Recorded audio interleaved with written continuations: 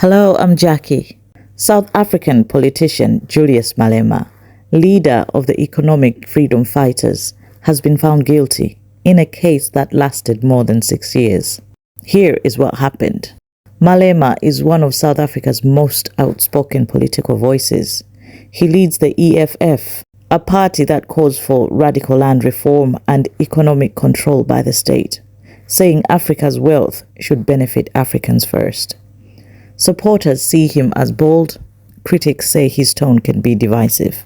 The charge dates back to 2018, when Malema was filmed at a rally in East London, appearing to fire a gun into the air.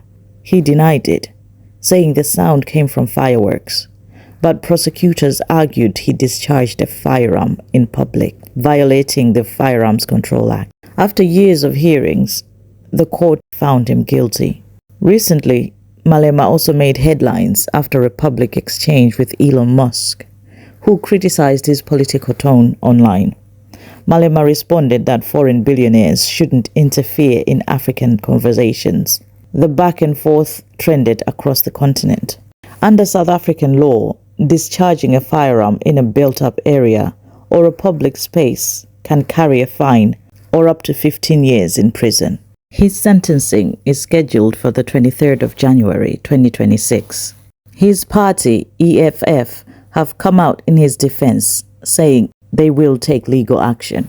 His legal team says they may appeal. Supporters call it a minor issue.